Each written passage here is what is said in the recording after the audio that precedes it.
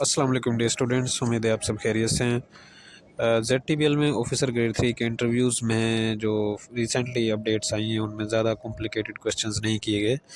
तो simple questions हैं, आप सिंपल तरीके से जाएंगे और इंटरव्यू आप बेहतर से बेहतर दे सकते हैं। तो आज जो टॉपिक है, जो डिस्कशन मैं आपसे करना चाहता हूँ, ये एग्रीकल्चर सेक्टर से रिलेटेड है, एग्रीकल्चर कम्युनिटी से रिलेटेड है और ZTBL से भी रिलेट इसको आप कर सकते हैं। और आप में से किसी दोस्त ने ये यूट्यूब पर कमेंट में ये क्वेश्चन किया था और बड़ा मुझे पसंद आया था ये सवाल, और मैं चाहता हूँ इस पर एक डिटेल्ड वीडियो बनाकर आपको ये चीज़ समझा दूँ ताकि इन फ्यूचर में किसी और इंटरव्यू में भी आपके ये काम आ सके। हम बात करते हैं आज जीडीपी की। जीडीपी का एब्रीवेशन है ग्रॉस डोमेस्टिक प्रोडक्ट, और इसकी सिंपलेस्ट डेफिनेशन है कि goods and services produced in with in country. तो एक और टर्म यूज़ होती है जिसको जीएनपी बोलते हैं, ग्रॉस नेशनल प्रोडक्ट, और जीएनपी में फ़ॉरेन इनकम, किसी भी कंट्री की फ़ॉरेन रिमिटेंसेस वो शामिल होते हैं। अगर जीएनपी में से वो फ़ॉरेन इनकम, फ़ॉरेन रिमिटेंसेस अगर निकाल दें तो बाकी आपके पास जो चीज़ रह जाएगी वो जीडीपी कहलाएगी। तो जीडीपी की अगर हम बात करते हैं कि जीडीपी किसी भी कंट्री की जो जीडीपी है उसमें जो ज़ाहिर सी बात है मुख्तलिफ़ किस्म के सेक्टर्स कंट्रीब्यूट करते हैं। हम पाकिस्तान की जीडीपी डिस्कस कर रहे हैं तो हम पाकिस्तान की जो जीडीपी है उसके कंट्रीब्यूटर्स को पहले डिस्कस करेंगे कि पाकिस्तान में जो जीडीपी है, पाकिस्तान की जो टोटल जीडीपी है उसके कंट्रीब्यूटर्स कौन कौन से हैं।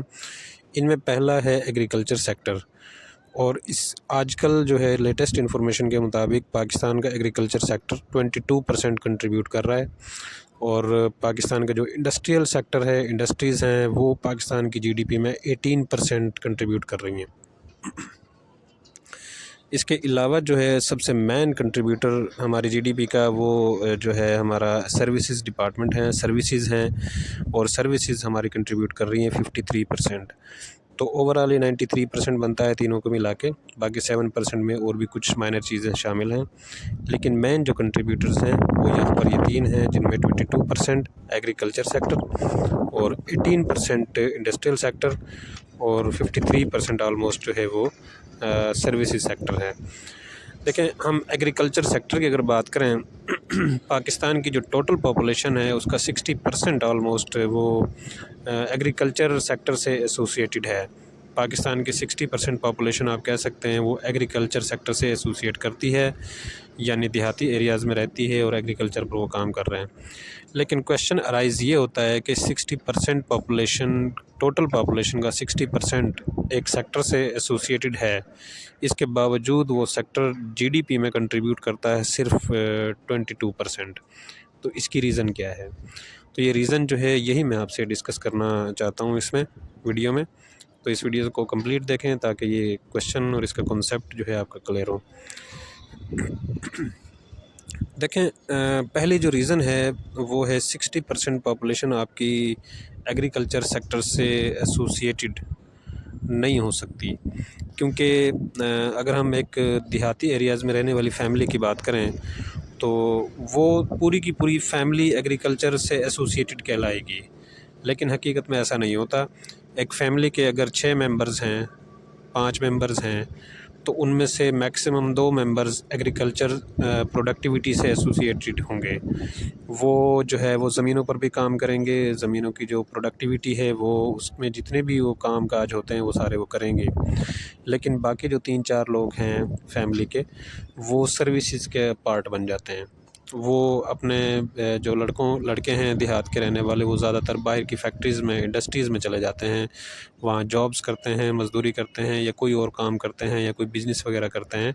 वो सिटीज़ की तरफ मूव करते हैं और वहाँ से वो पैसा जो उनको मिलता है वो फिर अपने देहाती फैमिलीज़ को सपोर्ट के लिए भेजते हैं। तो अब 6 लोगों पर मुश्तमिल अफराद जो है वो तमाम जो है उस एग्रीकल्चर सेक्टर से एसोसिएटेड तो नहीं है, लेकिन ओवरऑल उनकी फ़ैमिली की अगर हम बात करें तो वो देहाती एरियाज़ में रहती है और वहाँ के फैमिली के 2 लोग जो है वो एग्रीकल्चर सेक्टर से एसोसिएटेड हैं। तो इसलिए वो पूरी फैमिली कंसिडर होती है कि 60% में ये पूरी फैमिली शामिल है। हालांकि इनके जो 2 या 3 अफराद हैं वो सर्विसेज से एसोसिएटेड हैं और सर्विसेज की तरफ वो जा रहे हैं।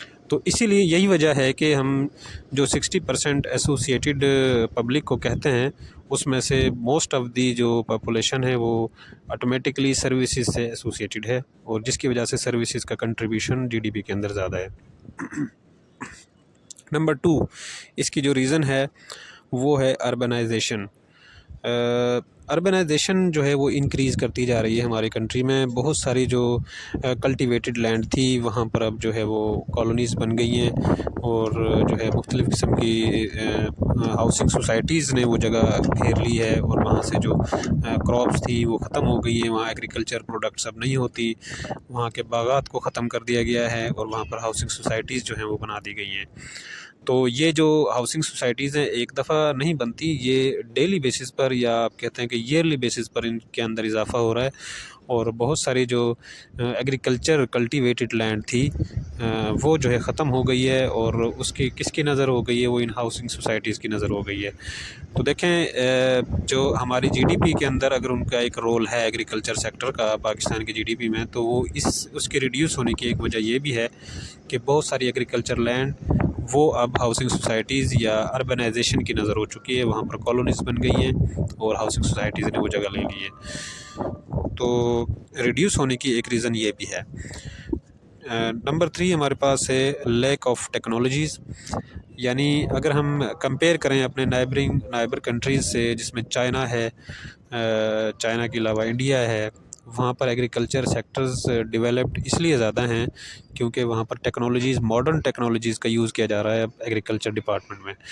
अब एग्रीकल्चर सेक्टर में मॉडर्न टेक्नोलॉजीज़ की ज़रूरत है, ज़ाहिर सी बात है। आपको अच्छी मशीनरी की ज़रूरत है, आपको जो है अच्छी अद्वियात की ज़रूरत है, पेस्टिसाइड्स की ज़रूरत है, आपके पास जो बीज बोने क्रॉप्स के जो हैं उनकी सीड्स की अच्छी वैराइटीज़ की ज़रूरत है मॉडर्न।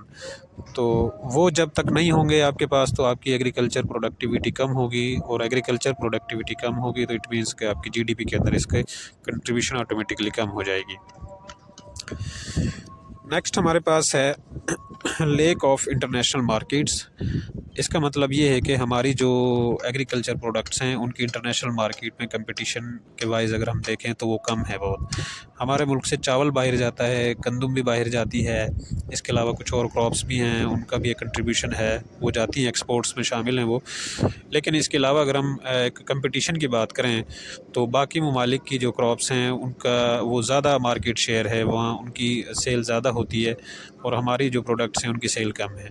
उसकी रीज़न यही है कि हम क्वालिटी वाइज शायद उनकी रिक्वायरमेंट्स को पूरा नहीं कर पाते, और क्वालिटी वाइज जो उनकी रिक्वायरमेंट्स हैं वो ज़ाहिर सी बात है हमारी जो एग्रीकल्चर सेक्टर है, यहाँ पर हमारी एग्रीकल्चर प्रोडक्ट्स हैं उनकी जो कॉस्ट ऑफ गुड्स हैं, कॉस्ट ऑफ कैपिटल है वो ज़्यादा है।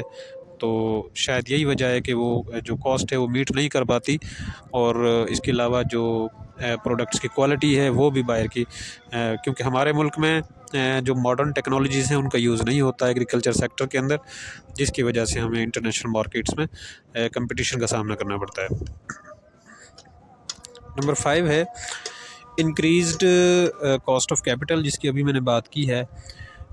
एग्रीकल्चर प्रोडक्ट्स के रिड्यूस होने की एक रीज़न ये भी है कि कॉस्ट ऑफ कैपिटल इंक्रीज़ कर गया है बहुत ज़्यादा। खादें जो इस्तेमाल होती हैं उनकी कीमतें डबल हो गई हैं।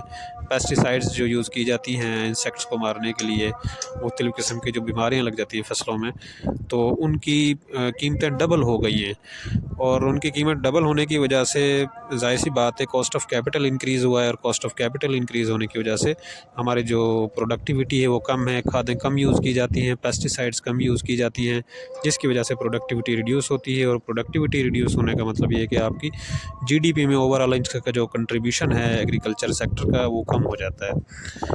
तो इसके अलावा भी कुछ रीज़न्स हो सकती हैं, आप भी समझदार हैं अगर आप इस पर थोड़ा सा व्यू करें, थोड़ा सा ऑब्ज़र्वेशन अपनी स्ट्रॉन्ग रखें इस हवाले से, तो शायद आपको कुछ और रीज़न्स भी समझ आ जाएं कि हमारी एग्रीकल्चर सेक्टर की जो कंट्रीब्यूशन जीडीपी के अंदर है वो कम क्यों है, उसकी रीज़न क्या है। तो अगर आपकी समझ में कोई बात इस तरह की आती है तो आप कमेंट सेक्शन में मज़ीद डिस्कस कर सकते हैं मेरे साथ इस चीज़ को, कि जीडीपी में एग्रीकल्चर सेक्टर की जो कंट्रीब्यूशन है वो 22% क्यों है। ये ज़्यादा भी तो हो सकती है, और यकीनन ये पहले ज़्यादा थी। एग्रीकल्चर बेस्ड इकोनॉमी है हमारी, और ये पहले इसकी जो कंट्रीब्यूशन था जीडीपी में वो बहुत ज़्यादा था। आहिस्ता आहिस्ता ये रिड्यूस होकर 22% पे आ गया है। तो उसकी रीज़न्स जो हैं, जो समझ आई हैं फ़िलहाल वो यही हैं। तो इसके अलावा अगर आप कोई और रीज़न्स आपके ज़हन में आती है तो आप वो मेरे साथ शेयर कर सकते हैं। Thank you.